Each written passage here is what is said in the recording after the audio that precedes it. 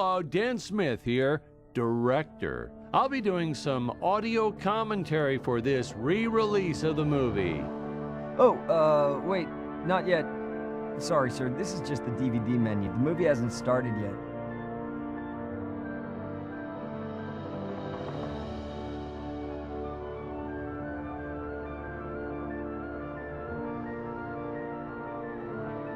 Well, I see you dug up the original movie poster. Oh boy, that takes me back.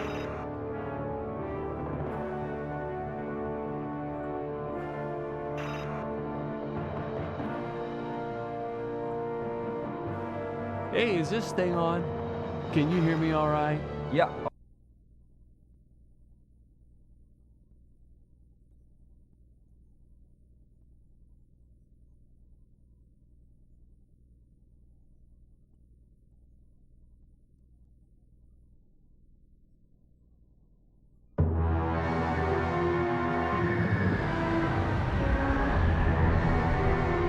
Hello, Dan Smith here. I directed this film back in, well, it feels like a century ago.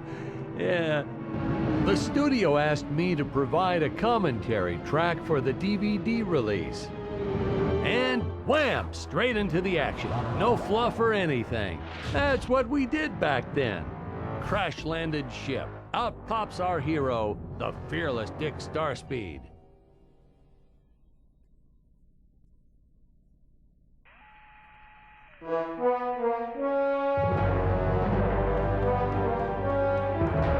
The ship's velocity reactor is damaged. I believe that I am stranded on an alien planet. Played, of course, by actor Jonathan Digby. Went on to some minor roles after this. Such a shame. I thought from day one this guy's got leading man written all over his face.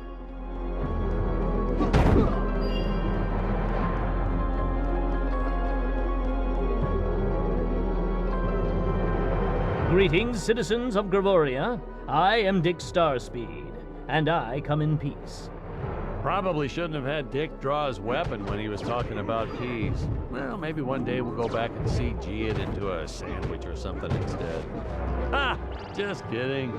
Such stunning choreography. Now, the extras in those robot suits really knew how to take a punch. Oh, literally. I told Jonathan not to hold back. Give it all to him. Kick him in the nuts and bolts. And I know what you're thinking, but don't worry. We handled it responsibly. We made them all sign waivers not to sue for injuries.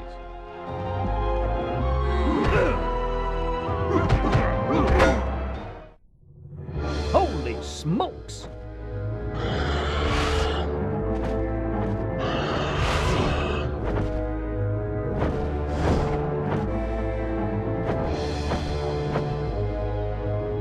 If I land squarely on that grain silo, I should survive this fall unscathed. Well, I shouldn't say this now, but you could actually see the strings if you squinted hard enough.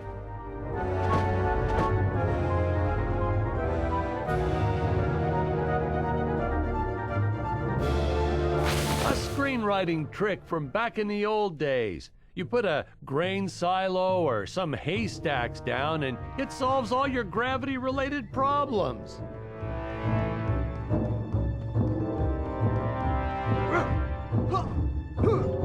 It appears some of my equipment was lost when my ship was shot down. But what luck! This high-tech scanner reports that my ray gun is nearby.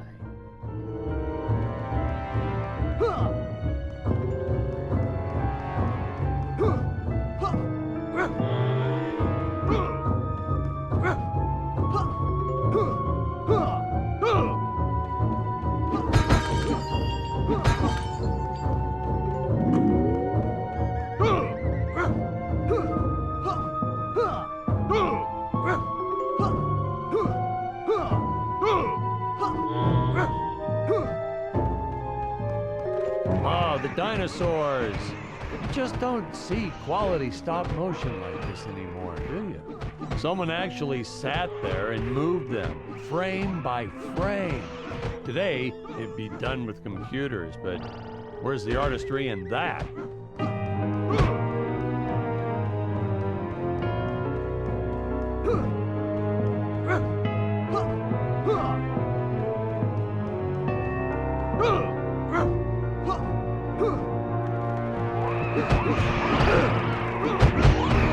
Now, if the trees here look a little plastic, well, it's because they are. I took them from the set of my last film, Vampire Island 2.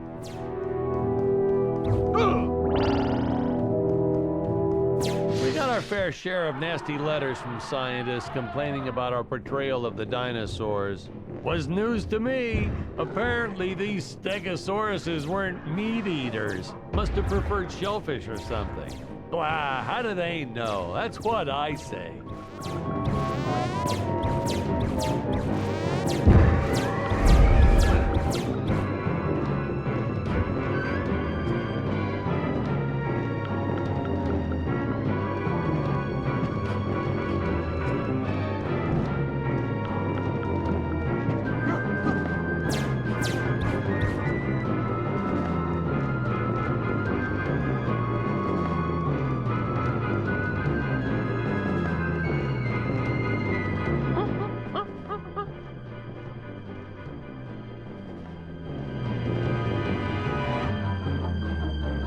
As usual, the local population is defenseless. That's where our hero steps in and saves the day.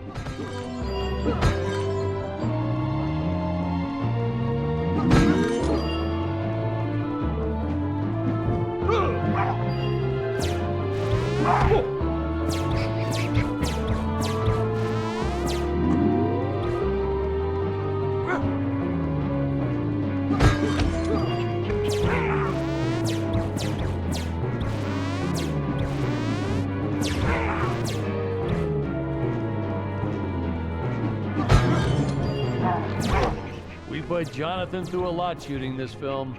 He wasn't the best actor, especially when reacting to getting hit. He's what you call a flincher. So I told the stuntman to really just go to town on him. It's the only way to get an honest performance sometimes. Our props master tried to make the weapons soft, but there's only so much you can do. Lucky for us, Dick's entire body was covered in that spacesuit. That thing was a lifesaver when it came to hiding bruises. How curious. They dissolved into what appears to be gold.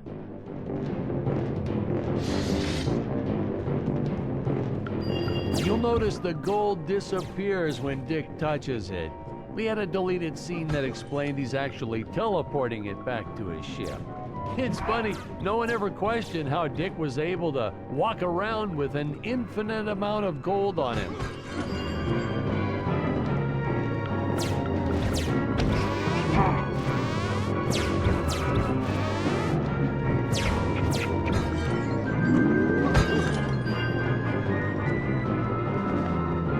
We had to redo these shots. Our first attempt was kind of a disaster. We tried using real apes, thought it'd cut down on the costume budget a bit. But have you ever tried working with apes? They are the worst actors ever. They don't sit still for a moment, and the second you take your eyes off of them, they're flinging their feces all over the place.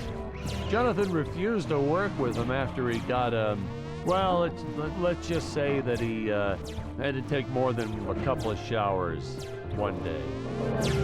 You know, you never forget the smell of monkey poo. We steam cleaned the studio top to bottom. Still never got rid of it entirely.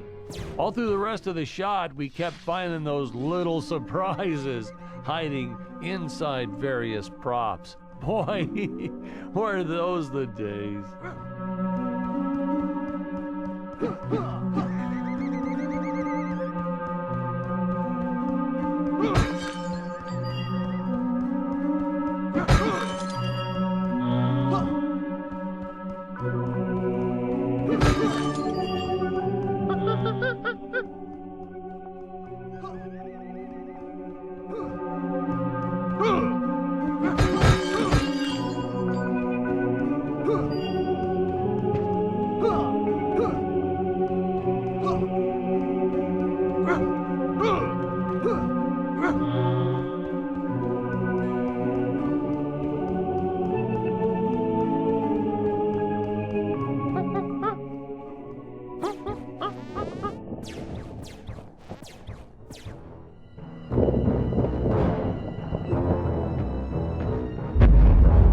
Some really top-notch stop-motion effects, huh?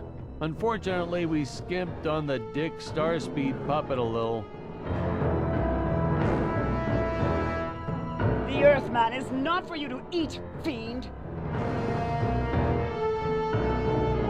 Oh, this was groundbreaking. We had the woman rescuing the man for once. We were really ahead of our time with this scene, but well, then again, I've always been rather progressive. The studio exec didn't seem to get why it was such a big deal, though. Sorry, we don't see this as anything unusual. Ha! Of course! It's unusual. A woman would never save the man. It just doesn't happen. Not in the movies, not in real life. I don't know why we didn't get more recognition for this scene. Well, I guess I was just a little too ahead of my time.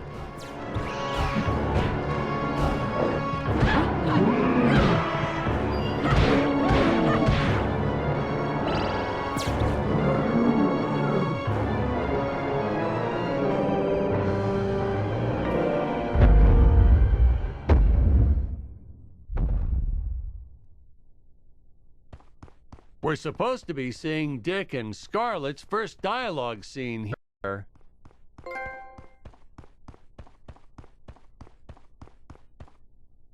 Thank you for saving me, strange woman. What is your name? I am the magnificent Scarlet Nova. Do not question my motives. Just be happy that you are still alive. I must speak with my father at once. I shall teleport to his chambers.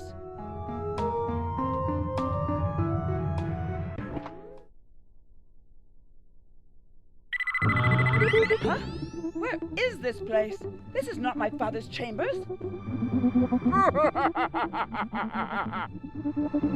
You have disobeyed me for the final time, Scarlet. Enjoy an eternity in the Tower of Eternal Solitude for all eternity. The old fool did not notice I am wearing my jetpack. Booster usage. Jump. Wait.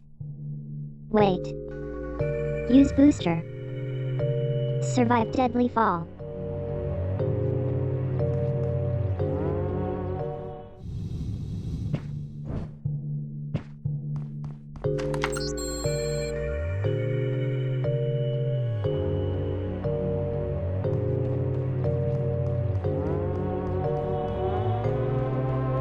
Scarlett didn't quite realize she needed to shoot those energy orbs down below. Keep in mind, Stacy was doing this on a soundstage, okay?